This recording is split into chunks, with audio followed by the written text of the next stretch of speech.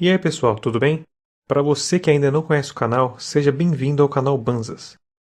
Esse vídeo aqui é a continuação do vídeo sobre o desastre da plataforma Deepwater Horizon, que serviu como tema para o filme Horizonte Profundo, que deve estar passando agora em novembro de 2016 nos cinemas.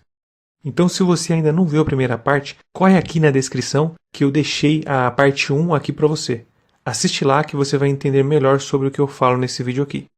Vou falar sobre alguns possíveis problemas encontrados na plataforma e na sua administração, assim também como as teorias de alguns estudiosos sobre o caso. Mas antes de tudo, segue a vinheta.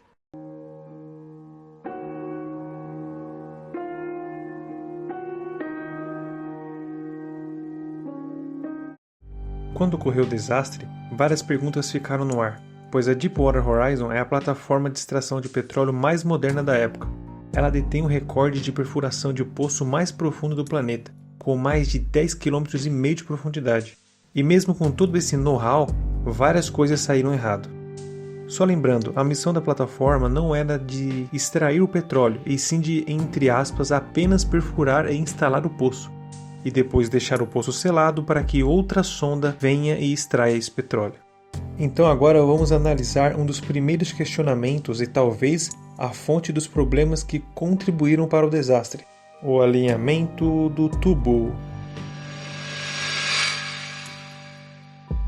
O pesquisador Richard Sears fica sabendo que a parte final do poço foi colocada no lugar apenas na véspera da explosão. Para lacrar o poço, após ele ser perfurado, é necessário bombear uma espécie de cimento dentro da cavidade. O cimento passa por tubos e enche a coroa anular, e assim é preenchido o espaço dentro da cavidade, assim selando-a. Pessoal, o poço é selado para evitar com que o petróleo e o gás entrem pelo tubo, na verdade mais precisamente que não entre pela coroa anular, e assim possa subir causando um desastre.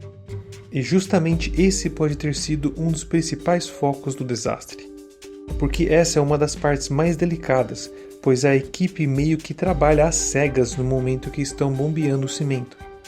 Isso porque para você conseguir bombear o cimento corretamente, é crucial que você o faça uniformemente. E para que isso ocorra, o tubo tem que estar centralizado na cavidade. Se o canal não estiver bem no centro, o cimento não vai ser inserido de forma uniforme, deixando uma parte sem cimento e o que cria canais e pode causar o vazamento de gás e petróleo. Então, para resolver esse problema de centralizar o cano, é necessário utilizar centralizadores. O problema é saber o número certo de centralizadores. Isso não é algo trivial. Esses números variam de poço para poço. Não existe uma formulinha pronta para saber o número correto. Só sabemos que existe algum número exato para que tudo ocorra bem. E então o pesquisador Richard Sears começa a indagar se o número de centralizadores utilizados na Deepwater Horizon foi realmente o correto. Richard Sears, em sua pesquisa, começa então a seguir e a começar a ler os e-mails que os membros da BP trocaram entre si. E descobre um conflito entre os engenheiros sobre o número correto de centralizadores. Jesse Gagliano, engenheiro da Halliburton, calculou quantos centralizadores eram necessários. A BP tinha enviado 6 para a plataforma, mas ele acha que esse número não é o suficiente e recomenda que o número correto seja de 21 centralizadores. No momento em que ele recomenda esse número, o seu chefe não estava na área, então ele resolve enviar outros 15 centralizadores restantes. Mas no dia seguinte, o chefe dele descobre tudo e resolve ligar para a BP para reverter a utilização dos centralizadores, pois os centralizadores que foram enviados eram de um design diferente daquele que ficava na plataforma. E ele ficou preocupado, pois talvez os centralizadores novos ficassem presos no poço. Problema esse que causaria ainda mais atraso. Será que os poucos centralizadores podem ter contribuído para que ocorresse o desastre? Apesar das dúvidas levantadas, os investigadores não confirmam isso. Se realmente esse foi o problema principal, as provas estão inacessíveis nas profundezas do oceano para sempre. Porém, ainda existem outras possibilidades: o cimento e os padrões. Pessoal, o problema é que, assim como não existe uma fórmula geral para o número de conectores, também não existe uma fórmula geral para a escolha do cimento. Cada poço deve ter a sua fórmula especial de cimento. Não vou entrar aqui muito em detalhes, mas existe um problema complexo entre criar uma massa de cimento que não seja muito densa, mas que ao mesmo tempo não possua muitas bolhas grandes em seu interior. E é relativamente complicado fazer uma massa não densa e assegurar que as bolhas não se aglomerem formando bolsões de ar. Então, apesar de parecer algo não muito importante, a forma como o cimento reage é vital para que ele consiga selar o poço corretamente. Qualquer problema no cimento pode ter sido a causa principal do desastre. Pesquisadores descobrem que houveram problemas na criação do cimento, mas teoricamente a BP não foi alertada. Inicialmente, a mistura foi considerada pelos cientistas instável. 2 meses depois, a fórmula de cimento foi aperfeiçoada, porém o cimento seguia instável e novamente nada de informar a BP. Um dia antes da plataforma utilizar o cimento, o laboratório testa a mistura, porém agora misturando a fórmula por mais tempo. E eles afirmam que agora deu certo e que está estável. Porém, outros pesquisadores precisam de provas, e eles testam a mesma fórmula e acabam chegando em conclusões diferentes. Olha o que o Richard Sears disse aí. What was found was that the density varied from top to bottom. The issue there is that the cement slurry itself is not stable, that it's settled, that the solids settle out. And that would suggest that there's a problem with that slurry, that it's not suitable for putting in a well. E foi justamente essa mesma mistura aí que foi realmente utilizada lá no poço. O BOP. Agora vamos falar sobre o botão de emergência. Não sei se vocês lembram, mas no vídeo anterior o botão de emergência tinha sido acionado, porém o mesmo não funcionou. Bom, para começar, como que funciona essa ação de emergência? Conectado por tubos entre o poço e a plataforma, existe um equipamento de segurança, chamado de BOP, que vem do inglês Blowout Preventer, e traduzindo mais ou menos é preventivo de explosão. É um equipamento que fica em cima do poço e que tem por volta de 16 metros de altura, e é utilizado para controlar o fluxo de fluidos para dentro e para fora do poço. Porém, além disso, o BOP tem uma função de emergência. Assim como o nome sugere, ele foi desenhado para prevenir explosões. Como visto no vídeo anterior, nós sabemos que o BOP teoricamente não funcionou de forma correta, pois Chris Pleasant afirmou que o mesmo foi ativado, porém o fluxo de petróleo e gás continuava na plataforma, ou seja, o BOP não lacrou o poço.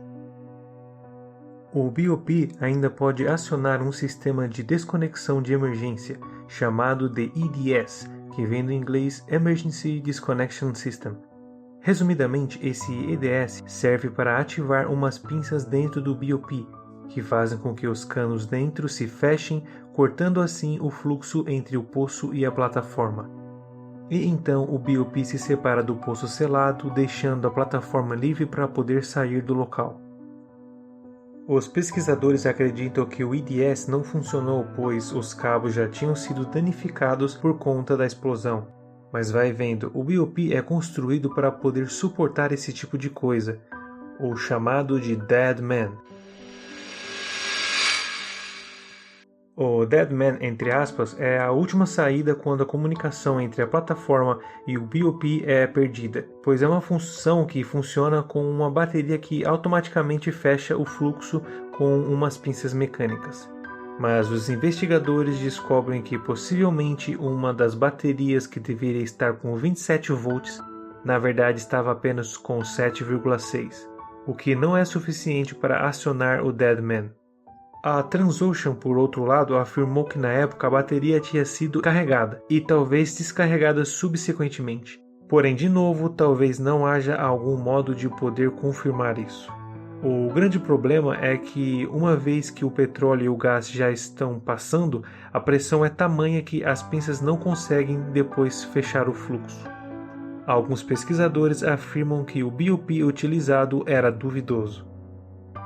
We ran full-scale tests on these BOPs, including the Cameron Model 2001 BOP, on the Deepwater Horizon, and 50% of them failed to cut the pipe. 50% failed. Other countries have said, well, this is not acceptable, but what do we do down here? We're continuing to hope those pincers will work. And hope is no strategy for survival.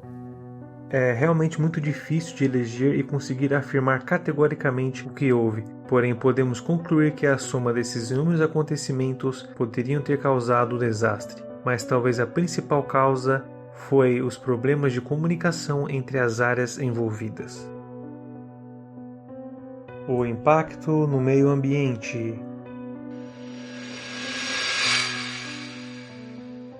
Este é um assunto muito delicado e não vou entrar muito nos detalhes, porém a BP estima que 4,7 milhões de barris de petróleo foram derramados no Golfo e alega que cerca de 1/4 disso foi recuperado por plataformas de emergência. A BP então queima intencionalmente uma parte do petróleo que está na superfície e junto da Guarda Costeira Americana decidem utilizar um volume cavalar sem precedentes de um dispersante químico sobre a pluma de petróleo. Apesar de informarem que já estava tudo sob controle, em 2010, muitos pesquisadores independentes acreditavam que até 70% do petróleo continuava no Golfo. Corexit. A grande preocupação da BP era de que as grandes manchas de petróleo chegassem à costa. Então eles recebem um aval de utilizar um volume cavalar de dispersantes de petróleo. Esse dispersante está banido na Europa. Embora a sede da BP está na Europa, os reguladores nos Estados Unidos eram bem menos rígidos. Só para vocês terem uma ideia do tamanho das manchas, 2 meses depois do desastre, ainda existiam manchas de petróleo maiores do que Portugal. Então, dá-lhe dispersante. O dispersante utilizado chama Corexit, que faz alusão com a palavra corrigir em inglês. Foram utilizados mais de 4 milhões de litros de Corexit. É engraçado, parece meio que mágica quando você usa um dispersante, porque você aplica o dispersante e parece que o petróleo subitamente desaparece, mas não é bem assim. Resumidamente, o dispersante consegue dissolver o petróleo em pequenas gotas. E essa mistura química consegue formar pequenos glóbulos de petróleo, e esses afundam, não ficando visíveis na superfície. Problema ou não é que depois que o petróleo é decomposto, ele não pode mais ser pego por plataformas. E apesar do petróleo não estar na superfície, ele ainda está lá. A ideia levantada pelas plataformas que utilizam esse dispersante é que o petróleo naturalmente some depois de um tempo, pois existem bactérias que conseguem comer esses glóbulos de petróleo. Bem, não é todo mundo que acha que essas são as melhores práticas. Bacteria are very good at eating alkanes. These are straight chain carbons that are hitched together much like a train with different cars. The bacteria can just be like Pac-Man and go chomp, chomp, chomp and eat one alkane carbon after another until the oil in fact does disappear. The problem is what the mess that's in the Gulf is alkanes and aromatics. Embora as bactérias decomponham longas cadeias de moléculas de petróleo, não são eficazes contra as cíclicas. Estas permanecem na água, o que foi descoberto após um derrame de petróleo em 1968. As moléculas policíclicas de petróleo ainda lá estão.